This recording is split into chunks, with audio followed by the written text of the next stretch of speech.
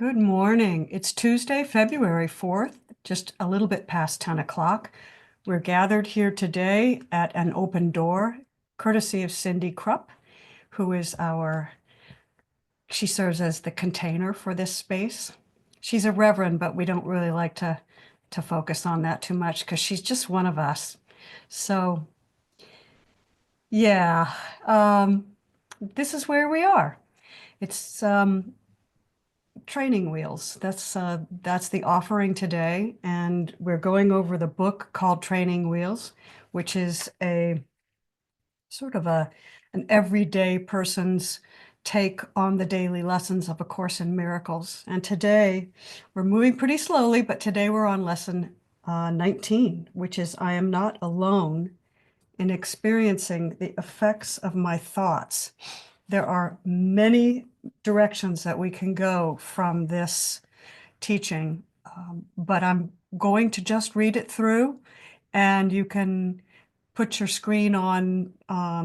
You can close off your video. I'm going to close off mine because that lets me really focus on what we're doing. But do whatever feels right for you.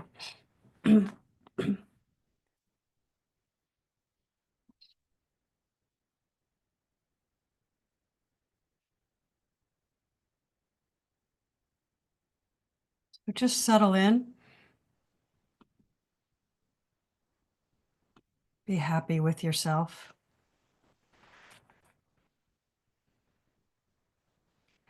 I notice that when I say even be happy with yourself, there's a place in my heart area that resonates with that.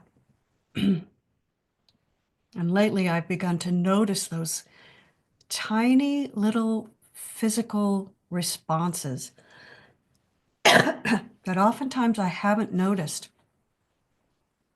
And I take those as direct communications from Source, because if it feels good, it is good.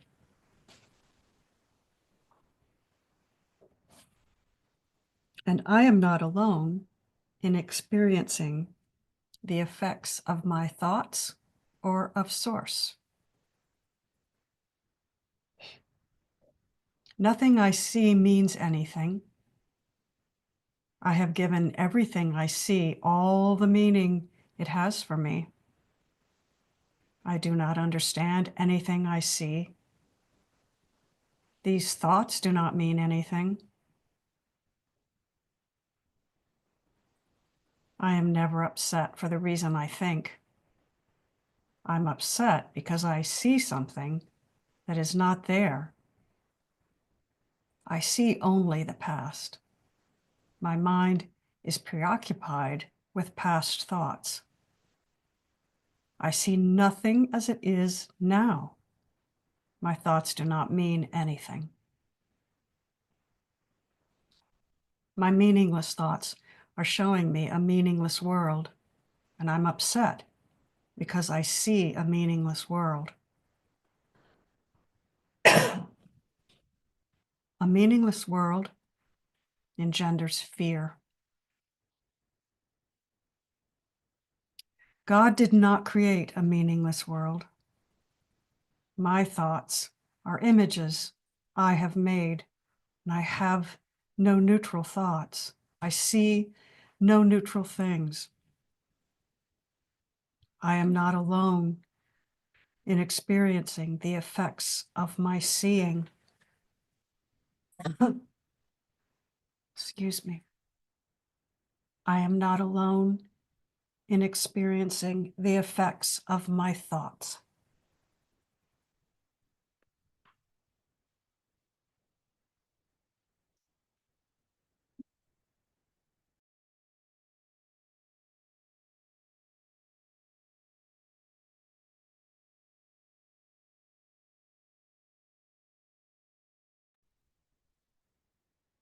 You are not alone in experiencing the effects of your seeing, and you are not alone in experiencing the effects of your thoughts. I'm sorry. I'm going to ask that we come back on screen.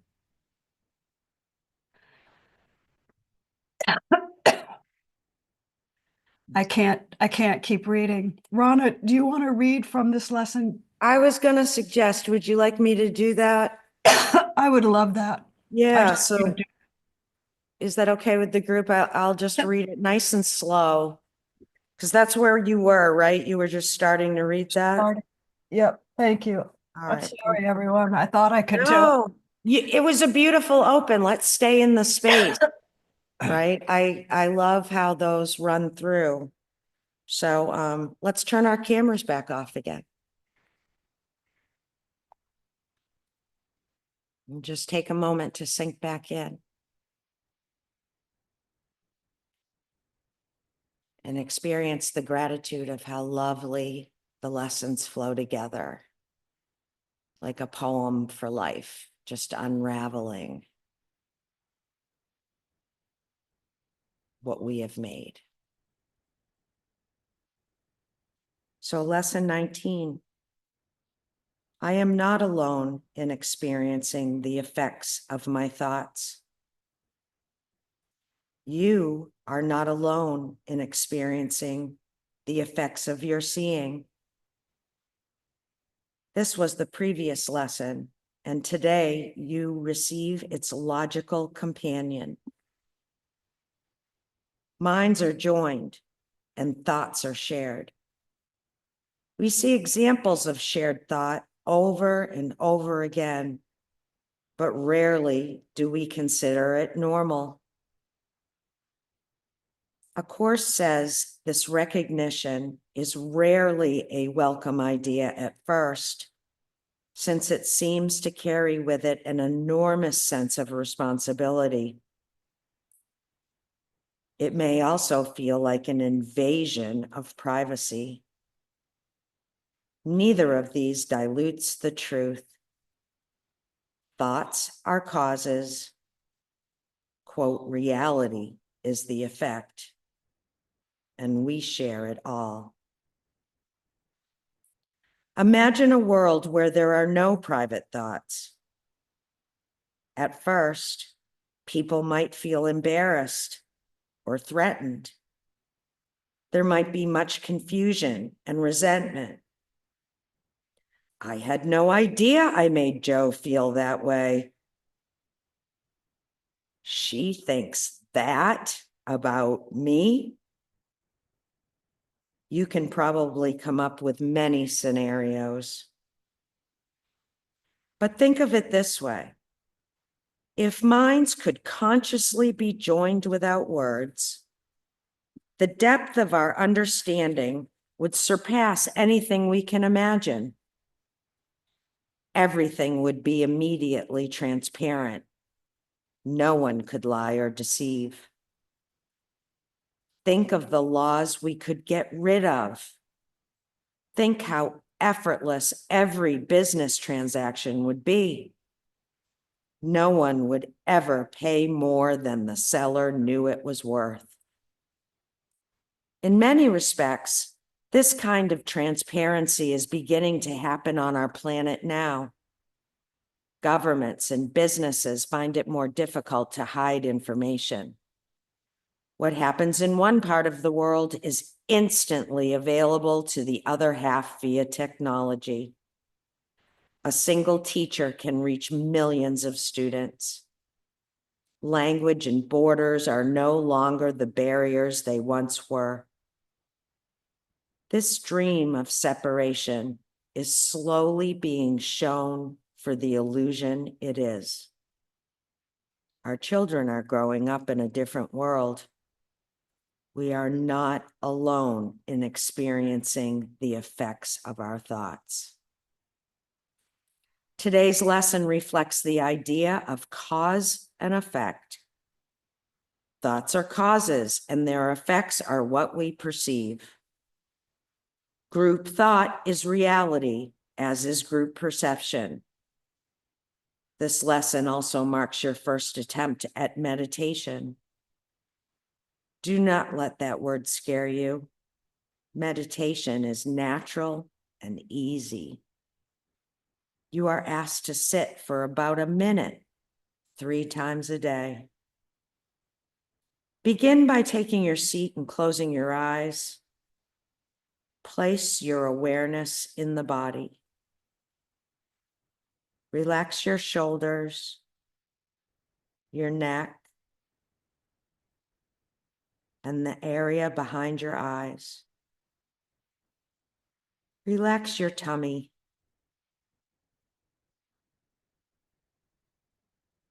Now place gentle awareness on the breath. Breathe naturally and do not force anything. Trust your body to breathe as it should. Your only job is to notice. Sit like this for about 10 breaths or more if you find it comfortable.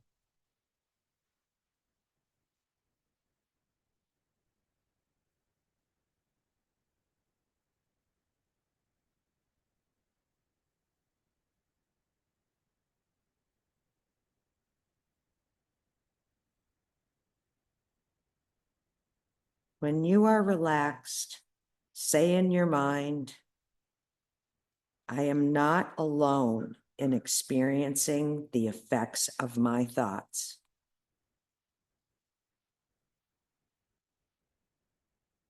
Then simply allow your thoughts to arise naturally and notice each one.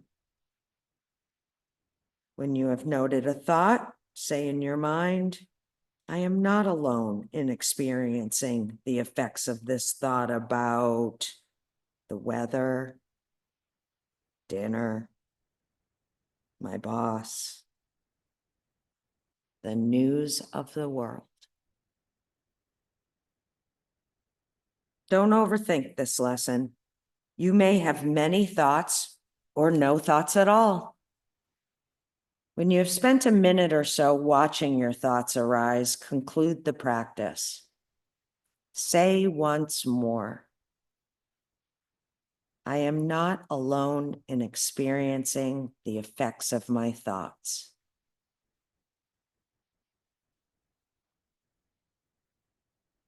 Relax comfortably. When you feel ready, the practice session is complete and you can turn your video back on. Enjoy your day. Thank you, Rana. That was great. One thing I want to thank you so much. That was great. I want to make really sure we understand about cause and effect. Right. So only the thoughts we think with God are true thoughts. Right. Or only the thoughts we think with God have any real effect.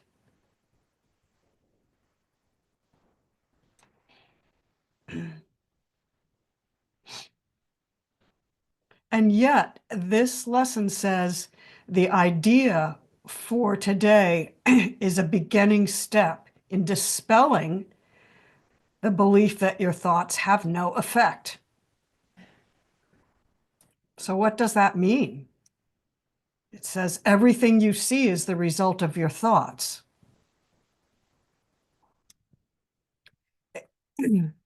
Seeing with the body's eyes and perceiving with the egoic mind, that's really what this is referring to. It says there's no exception to this fact. Thoughts are not big or little, powerful or weak. Thoughts are not big or little or powerful or weak. They are merely true or false.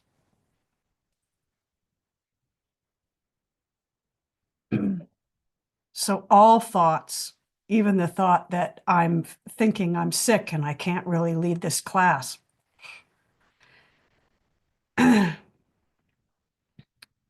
that's true at this level. It's a projection. It's true at this level. But it's not really true because I'm not the body.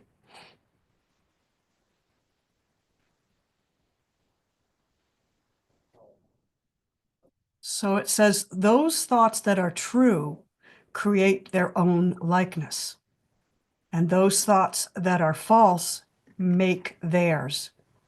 Those thoughts that are true, which are thoughts with God, create their own likeness, and those thoughts that are false make theirs. This is the difference between creating and making.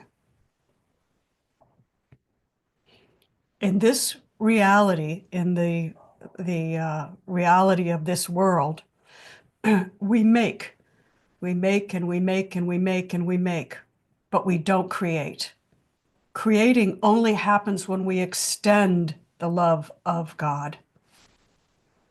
And there are infinite ways of extending the love of God. But making is of the egoic mind.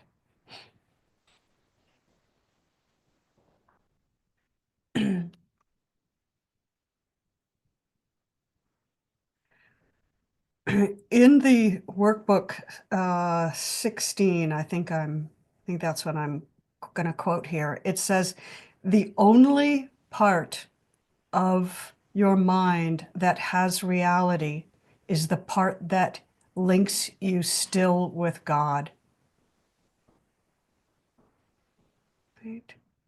The only part of your mind that has reality is the part that links you still with God. And then it says, and this is something I'd like to talk about, God can communicate only to the Holy Spirit in your mind. I will put these quotes in the chat and then you can see them. But God can communicate only to the Holy Spirit in your mind. This is the text, chapter 14, section 4, paragraph 10.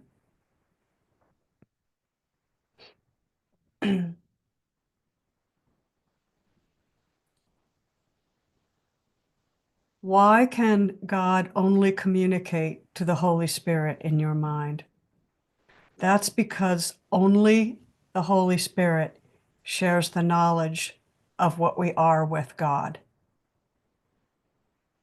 And only the Holy Spirit can answer God for us, for the egoic mind, for that small self. Only the small self that drops its separation and then identifies with the Holy Spirit, the whole I Spirit, at one-ment. I am. That is when we open the portal. Only the Holy Spirit can answer God for you, for only the Holy Spirit knows what God is. Everything else that you have placed within your mind cannot exist. For what is not in communication with the mind of God has never been. Communication with God is life. Nothing without it is at all.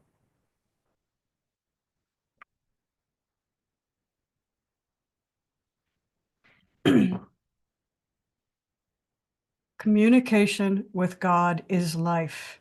Nothing without it is at all.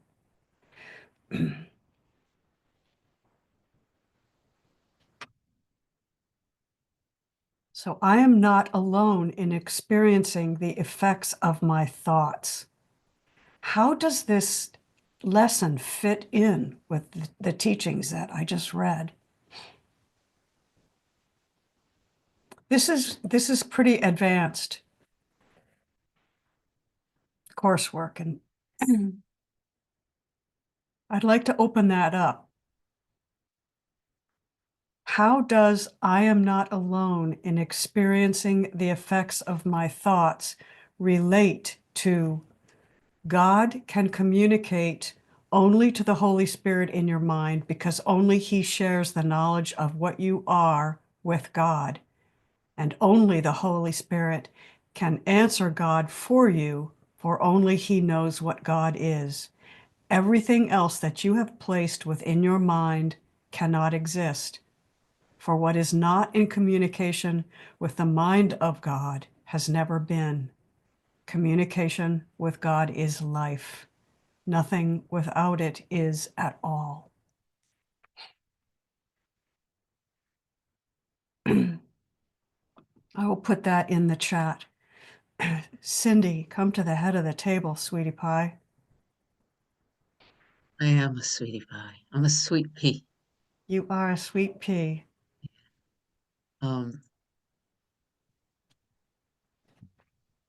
I intend to only speak for about a minute. We'll see what happens. Amy caught me listening to Frances Lucille when she came in this morning, and I've been listening to this 45-minute podcast for Thursday that Kendall, I think, directed us to, and I've been crying all morning around it. And the last thing he said was, "There's only one awareness." So this lesson speaks to the one who's looking from the inside out. Like, here I am a Cindy, I'm not you, and I have to get comfortable with the idea that you can read my mind. I'm sitting today and it's part of, I'm not going to try to figure out why I've been crying through this, but the body's been crying through this. Something dropped in listening to Frances where, well, there's only one mind. And from that one mind belief, this experience of having 8 billion minds arose. But that's the illusion. The truth of the matter is there's only one mind. And so what happens if I stand still and look at this from the outside in instead of the inside out? And there was a question that came up in the reading of the guides this week that literally just said, where are you denying God and why? And to me, that's part of the answer to your question, Amy. It's like, if I'm in all the spaces where I'm not denying God, it's the Holy Spirit as me that is responding to the one mind. That's the other thing that the guides have taught me, the divine self or the Christ itself or the Holy Spirit. It is what I am when I know who I am. So this belief that I'm something other than an expression of the divine of the one mind cannot be true. And so what I just want to add to this conversation and what I'm experiencing and listening to Frances, which I've never experienced from Frances before anyway, is this, you can look at it from a different perspective. And at this point, just taking this lesson and turning it inside out. And instead of saying, oh my God, they can read my mind, the question that's coming up here is, where is the I separate from the source that thinks it wants to be apart from the one mind, or something like that? And that's what I'm sitting with right now. Who wouldn't want you to know who I am and what I'm thinking and what I'm experiencing, and allow that to come up and hang out to be forgiven? Thank you. Thank you, Cindy. I don't know how many of you have been listening to the telepathy tapes. No, okay. I'll bring that up later. Patricia has. Anybody else been listening? Put your hand up if you've been listening to the telepathy tapes. Okay, just 3 of us. Okay. Rana, come to the head of the table. Good morning. Good morning. Thank you for the opportunity to read that lesson. That was really great. I love reading. I just do. Out loud. Well, you did a great job. You did a great I job. wasn't looking for that. I'm just expressing the joy of noticing that I do love that. I'm grateful I can still talk. thank you for your opening, Amy. The words create and make sparked here a couple of months ago. And there was a noticing that the intellect was trying to really understand and figure that out. And there was that opportunity to trust that when the clarity would come, it would come. And that's the beautiful nature of the repetition and getting together every day and talking about truth is, this morning I woke up and something came up from my heart and said, help me be the empty shell and have the I don't know mind.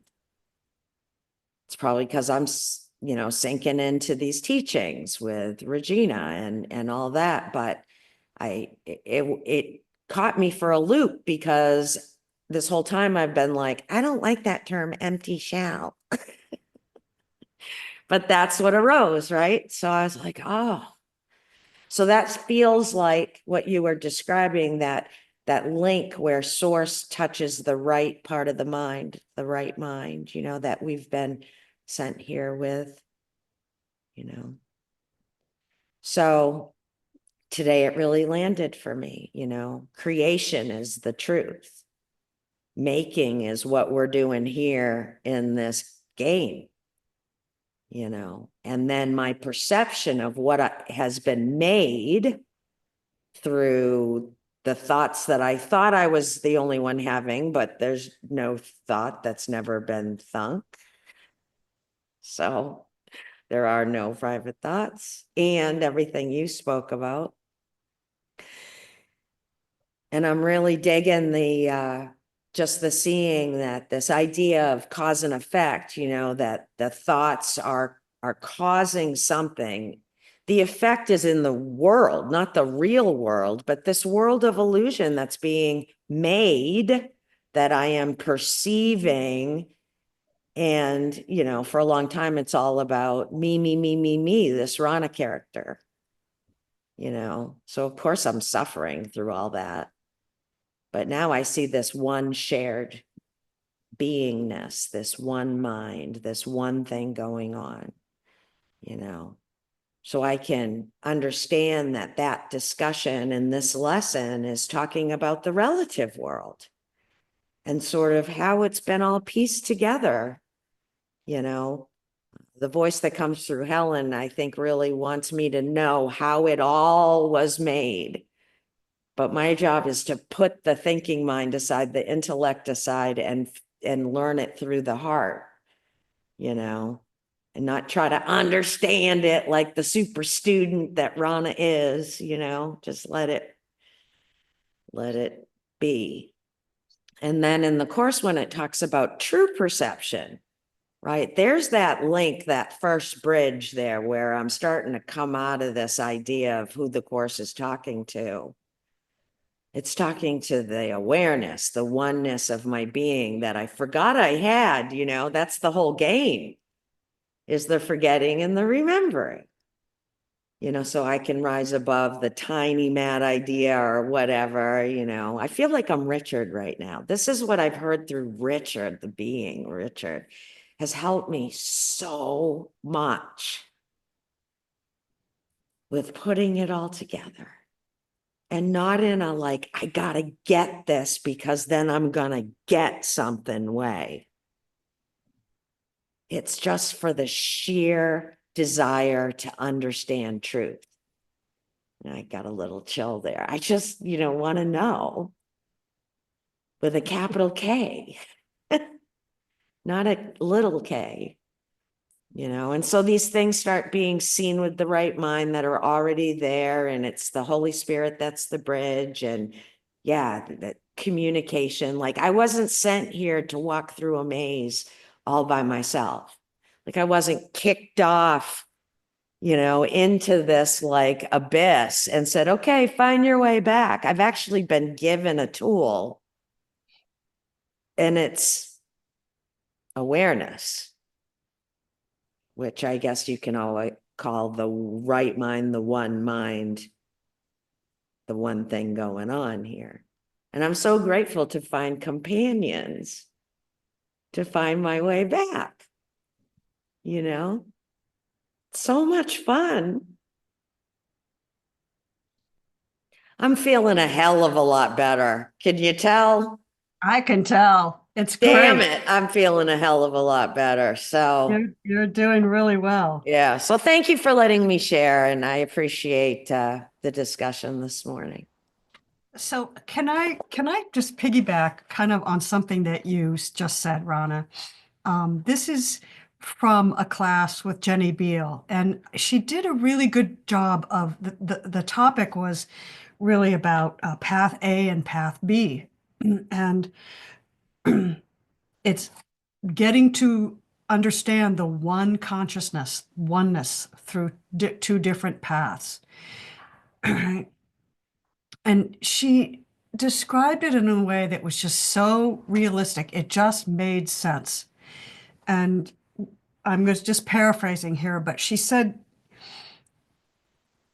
we understand this, that there is one mind, one awareness, one consciousness, one source, but we don't turn it into a belief system, right? We understand it, and then we allow it to inform us through all the things that arise in our life. We keep it flexible. We keep it fluid. We keep relearning it. We keep unwrapping that Christmas gift, going into the closet and opening it up again and again.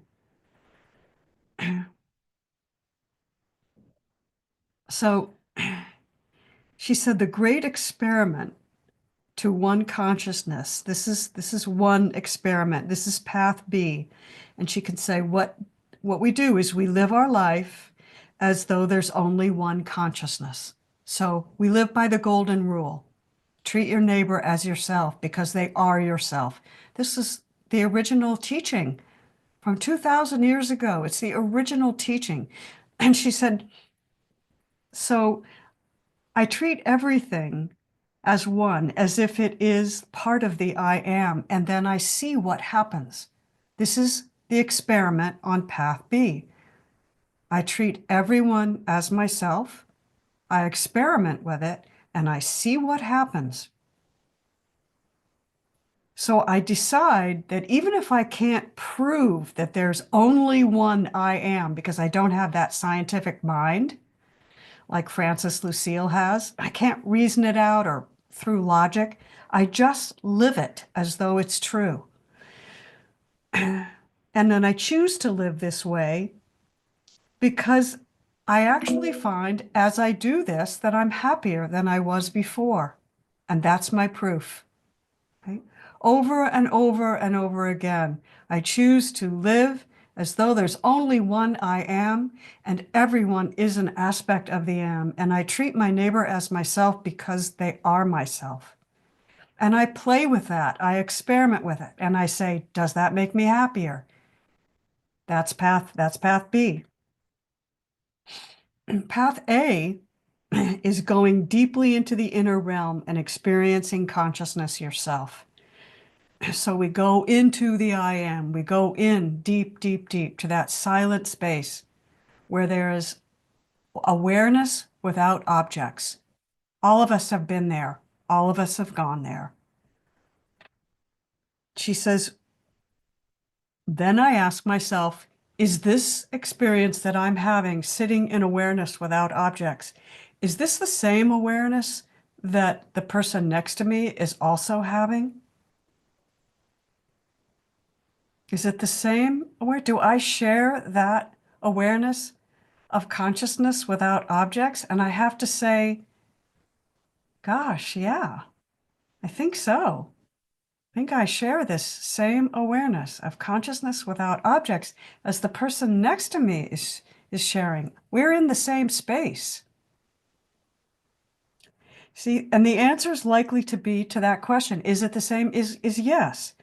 And then we can go and extend it to all beings, to animals, to trees, to nature. We can look at it, we can conceive of a realm of common consciousness without objects. So is there a common consciousness that runs throughout all of life or all of nature, as we might call life? Right. So we can say that there is a physical realm in which separation seems real. And then we can see that beyond the physical, in that inner realm, everything is one and nothing is separate. Right? We can see that it's all the same. So what's the overarching reality? The overarching reality is oneness.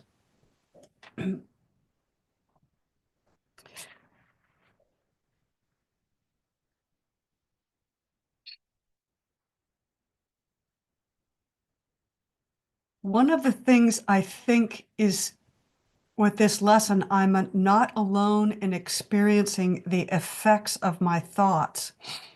At this level of reality, where all things seem separate, they appear to be separate. Once this lesson broaches the egoic mind's awareness, which, as Rana just said, this lesson is really geared to the egoic mind. Once we open as an egoic mind to this lesson, we begin to see at a higher level. We begin to see, oh, the effects of my thoughts actually are affecting my world. And once we see at that higher level, then it opens us to an even greater level of unity consciousness. And as we go up in these levels, and it's not really so much going up, it's more incorporating more and more and more into awareness. Exactly. More and more and more into the awareness. The more the whole I spirit becomes the awareness of what we are. And then we actually do begin to share thoughts on a different level, right? On a higher, more inclusive level. And this is where I want to get to the telepathy tapes, because the telepathy tapes are about autistic savants who don't speak or don't speak very much, but they do communicate. They do have mind-to-mind communication. And when one of them was asked, sometimes these savants, I think I've mentioned this before, they'll start to speak and use language early on, but then they regress. We call it regressing, going back, and stop speaking. And we think, oh, they failed. They're not normal. They didn't make it, right? What the savants say is that trying to use words is like trying to suck an elephant through a straw. It's so much easier to use telepathy. It's so much effortless, and that's what they prefer to do. And we don't have a clue. And what they say is that we're all headed to this telepathic communication. We're all headed there. Probably not for a while, but that's where we're going. That's all I have to say.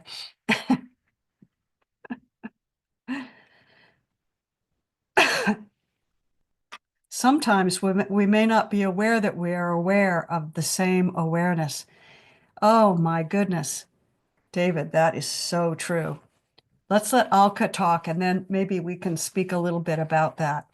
Alka, come to the head of the table.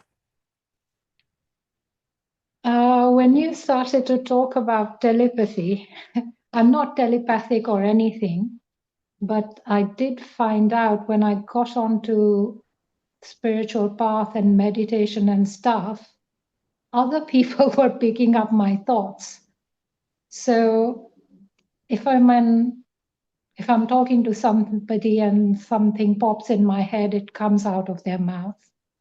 If I'm sitting in a meeting and I have a question, somebody asks a question, and it happens again and again and again. And because I'm aware of that, I'm really careful when I'm around people what comes into my head, because I know they will pick it up. So that's all I have to say. May I ask a follow-up question? Yeah. Um, Yes. is it possible that your meditation has increased your awareness? And maybe what's increased actually isn't that they may both be true. It may be that other people are picking up on your thoughts, but it may also be that you're more aware of the telepathy that's going on all around. This gets to David's quote. Sometimes we may not be aware that we're aware of the same awareness, but as we become more aware, we start to notice. So I'm just wondering if it's possible that you're just more aware. I am more aware, but I shall watch this now more. I'm Yeah. more aware with other stuff, but no, I never thought that it's because of my awareness. Well, I don't know what it is, but I do notice that other people pick up my thoughts very quickly. So I'm careful. Oh, you're careful. Is there any experiment that you could do with that? I could try. I always think it's fun to experiment, like, and I'm not suggesting that you do unless you want to, but that's quite a gift that you have given yourself to notice that other people are picking up and are expressing what you're feeling inside. And I would say play with that and experiment with it and see if you can grow that because it's quite a skill. I If you have want to to. be careful. I have to be careful because, say, my son is complaining to me about something or whatever, I totally blank my mind out so that I don't project anything onto him or put I really am very, very careful about this Very because good. I'm aware. Yeah. That's So, that's a good lesson for all of us is that when we get in those situations to go into that blank state so that we don't reflect it back. yeah. Yeah, please. I don't have anything else to say. Cindy knows Jim Self and Jim Self's teachings. And one of the techniques he uses, which I really have used many, many times, is I put a rose, I imagine a rose, which is a perfect holographic symbol of unity and clarity. And I'll put a rose between myself and the other person. And then I will ask the rose to take all the thoughts and focus all my thoughts through the rose so that when it comes out, it goes out through the Holy Spirit. And that takes some of the pressure off me to control my thoughts. I just send them through the Holy Spirit so that they can arise and they can come up. I'm not shutting off, but I'm consciously asking the Holy Spirit to filter them in the highest and best way. So I offer that. Thank you. I know Sandra wants to say something. Maybe not. No pressure here. You just read my mind.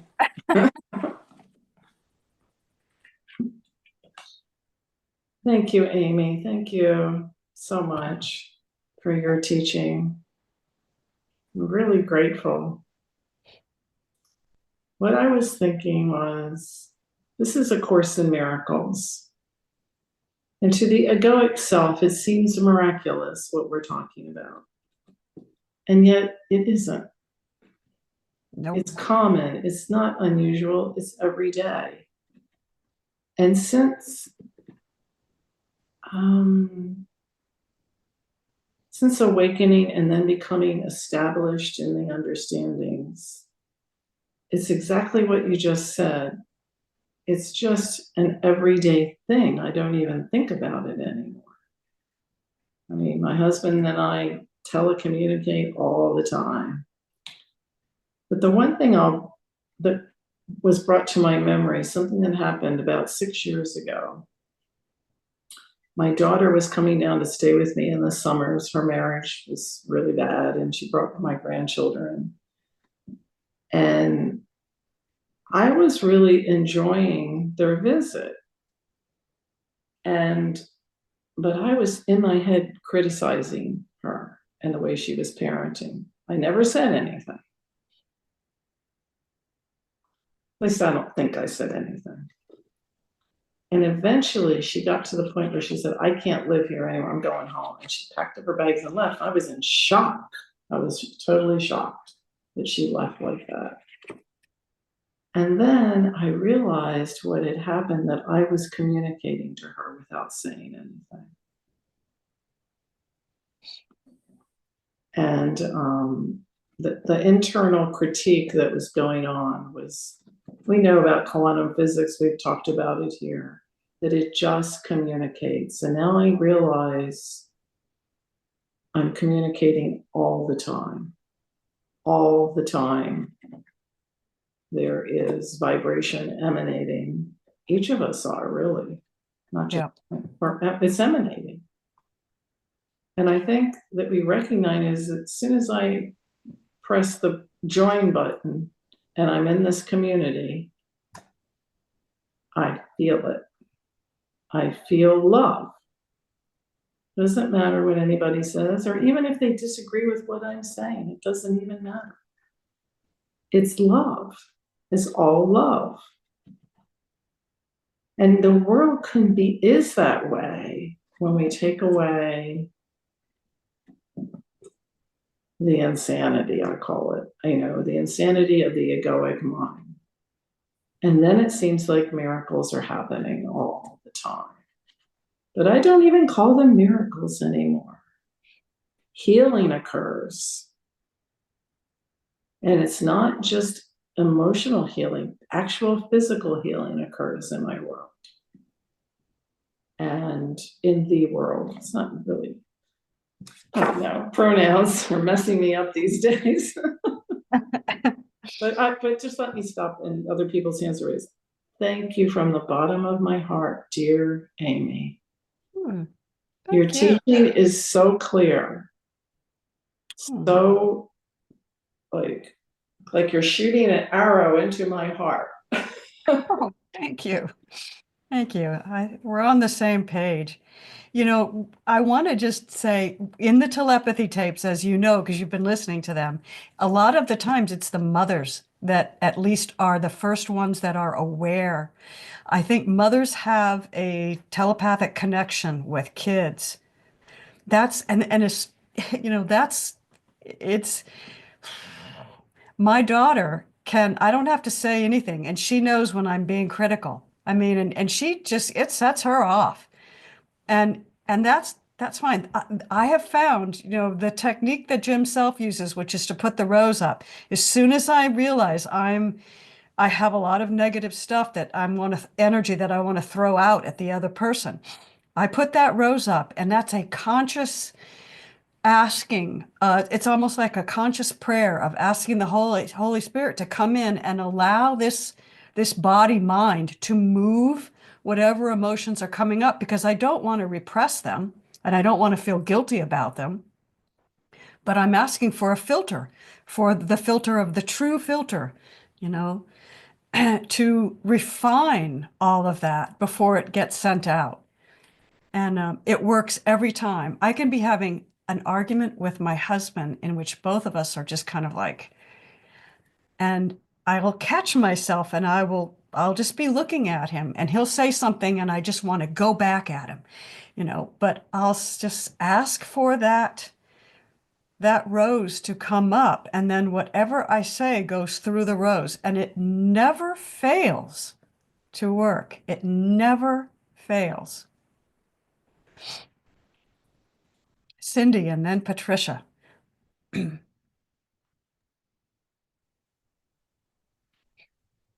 my hand up and went down again because I wanted to sit with this and look at it. I love the rose. I've taught the rose for years, could teach it. That being said, it was something, Alka, that you said that's been resonating, that's been bouncing around inside, this idea of being able to blank one's mind. In all honesty, I can't do that. That's what I was looking at. I find it absolutely impossible, and I've been taught that the thoughts aren't even thoughts, just happen, right? So and I've been listening to the conversation about the relationships between me and daughters and sons and stuff, and I realized that judgments come up. Y'all heard me talk about my daughter. I've been and she's also very, very sensitive to how I feel about her in any given moment. So I, instead of taking the tact of making sure she's not affected by my judgments of her, I've been, and this has been going on for the last couple of years, and it used to be both of my children, but for some, Sarah got healed. Maybe because Sarah's 17 months older, I don't know. I've been very, very, very actively inquiring into every thought I have about both of my children. It's part of my intense, like everyday moment to moment practice. And whether it's Byron Katie or the sixth step, it's my version of, really, is that true? Is this person, and looking at all the ways I think their behavior has anything to do with me, or I need them to change so that I could be okay? Or is it true that they're not being their authentic self? Is it true they're not living their best? Whatever is coming up. And I've learned that I could do it in the moment. Like the moment I feel an energy of wanting to judge the other come up in me, I can catch it and inquire and look for its source in the moment now while it's happening, and the other person feels nothing but love. So I just really wanted I could talk about this for days and months and years and probably create a 12-month program along these lines, but I attempted to be quiet around this idea. But the thought that, well, I'll just leave it at, I have not been able to blank my mind, and I'm not sure I'd want to if I could, because for me anyway, it feels like all I'd be doing is putting a barrier between my conscious awareness and whatever is here creating Cindy's life. So I'll leave it at that. Well, Alka said she moves into her heart, which is something we could talk about. Let's get Patricia at the head of the table, and then we'll see where we go.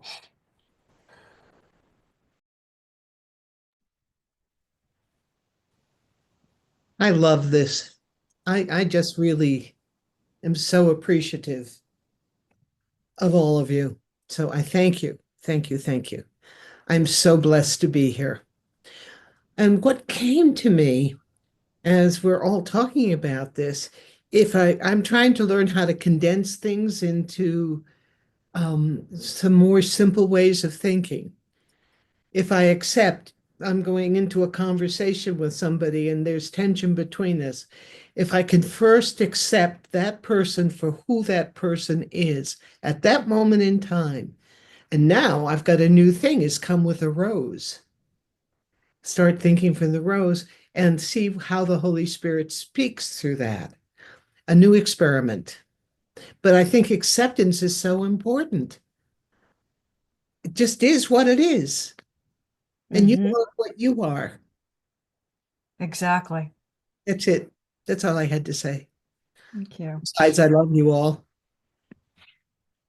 That reminds me, I just want to say this, Patricia. The peace of God rests on the fact that God's will has no opposite.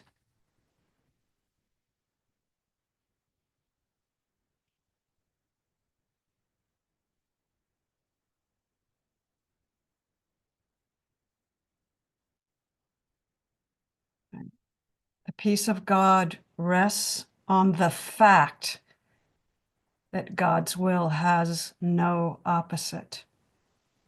There is only one, and we are it. And what is happening Right now is it. True and direct communication with Source happens now, in the instant. And so, as you said, we call upon the rose, we call upon whatever it is in the instant, in the now, and trust that calling will be heard and it will move through us. Right. Sandra. I just realized I didn't tell the end of the story, and I want to. My daughter, after I changed and only see her as light and beauty and focus on everything that's positive about her, now moved her whole family to be near me. And she wants to be with me all the time, calls me every day. It's just talk about miracles. And she said to me, Mom, you're a completely different person. She said that about 3 or 4 years ago. And it wasn't that I was a different person, but I know what happened.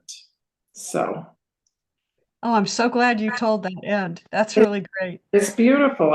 Every week we get together on Thursdays and read spiritual literature. She says, I want what you have. Wow. I love that. I love that. Oh, thank you. Mm. Well, I'm going to pull a Cindy and tell Richard that he hasn't told us he loves us yet. Morning, everyone. I love you all, and I want to share an anecdote.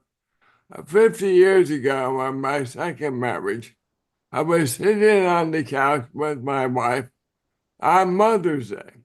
Her daughter, Shannon, had spent the night with a friend, and her mother said, I wonder what Shannon's going to give me for Mother's Day. So I said, well, you have such a close connection with her. Why don't you just sit here and think about her and tell her to come home? So she did that. 15 minutes later, the front door flew open. Shannon came in the house and she said, we asked her, why are you here? She said, I don't know. All I knew was I had this message, I had to go home. So I think we're further along on a telepathic plane they would like to believe. And I agree, women have a much more sensitive to this than men are. But I have a kind of a similar thing with my son. So anytime I'm judgmental of him, he just shuts up. I mean, I don't have to say a word. He just stops talking. So I know I've crossed that line. So love you all. Oh, thank you, Richard. I want to end just on Sandra's recommendation that we all really look at this telepathy thing, minds are joined, as a common thing, as something that we do, and stop being surprised by it, and take Alka's direction that when we begin to judge, we go to our heart. And then we do what Cindy suggested, which is it true? And ask that question from the heart. Right? Can I be absolutely sure it's true? Would I want it to be true about me? Whatever the method is that seems right for you. So the peace of God to you, the peace of God rests on the fact that God has no opposite. Let's go forth and enjoy. We'll see you in just a little bit, I guess, huh? 1 hour. An hour? Mhm. I always forget. Okie dokie. Love us. See you next week.